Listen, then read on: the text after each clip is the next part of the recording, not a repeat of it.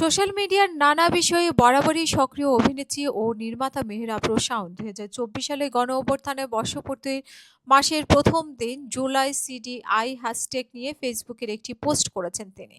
তার সেই post viral হওয়ার পর থেকে নেটিজনেরা প্রকাশ করছেন নানা প্রতিক্রিয়া। এদিকে এই বিতর্কের মধ্যেই সামনে এলো অভিনেত্রীর আরেকটি ফেসবুক পোস্ট, যেখানে তিনি ২৪-এর গণঅভ্যুত্থানের সময় ধারণ করা গণভবনের একটি ভিডিও শেয়ার করেছেন।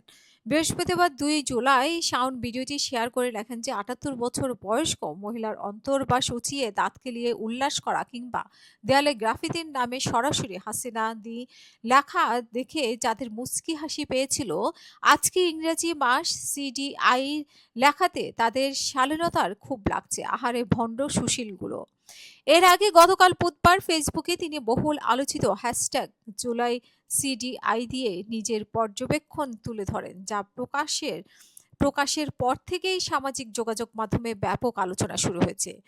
পোস্টে শাওন লেখেন যে গত ১ বছর ধরে তিনি ফেসবুকে জুলাই সিডিআই শব্দটি দেখে আসছেন। প্রথমে এটি শুধুমাত্র জুলাই মাসের একটি ট্রেন্ড বলে মনে হলেও পরে তিনি লক্ষ্য করেছেন যে বছরে বিভিন্ন সময়ে অনেকেই এই হ্যাশট্যাগ ব্যবহার করছেন। তিনি লেখেন, প্রথম ভেবেছিলাম যে হ্যাশট্যাগ দিয়ে জুলাই সিডিআই কোনো একটি ট্রেন্ড, শুধুমাত্র জুলাই মাসেই হয়তো তারা হ্যাশট্যাগ জুলাই সিডিআই লেখে, কিন্তু খেয়াল করে দেখলাম যে সারা বছরে ফেসবুকে বেশিরভাগই মানুষ লিখছে যে হ্যাশট্যাগ জুলাই সিডিআই। তখন বুঝলাম যে হ্যাশট্যাগ জুলাই সিডিআই শুধু জুলাই মাসে না, যে কোনো সময় হ্যাশট্যাগ জুলাই সিডিআই লেখা যায়। হ্যাশট্যাগটি বিভিন্ন পরিস্থিতি ব্যবহারের প্রসঙ্গে টেনে শাওন আরও লেখেন যে মন খারাপ থাকলে যেমন আস্তে করে লেখা যায় হ্যাশট্যাগ জুলাই সিডিআই, তেমনি খুব মন খুব ভালো থাকলেও হো হো করে হাসতে হাসতে জুলাই সিডিআই লেখা যায়।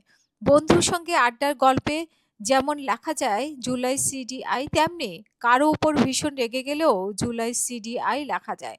আবার মনের অবস্থা ভালো বা মন্দ আপনি বুঝতে পারছেন না, তখনও আপনি জুলাই সিডিআই লিখতে পারবেন। পোস্টের শেষাংশে তিনি বলেন যে আমার বাবা এত কিছু ভেবে কাজ নেই, আজ যেহেতু ১লা জুলাই তাই আমিও লিখলাম জুলাই সিডিআই। পোস্টটি প্রকাশের পর দ্রুত ভাইরাল হলে নেটিজনদের মধ্যে মিশ্র প্রতিক্রিয়া দেখা গেছে। কেউ এটিকে ব্যঙ্গাত্মক মন্তব্য হিসেবে দেখছেন, আবার কেউ পোস্টটির সমালোচনা করছেন। তবে এই বিষয়ে শাওন পরবর্তীতে আর কোনো ব্যাখ্যা বা মন্তব্য দেননি।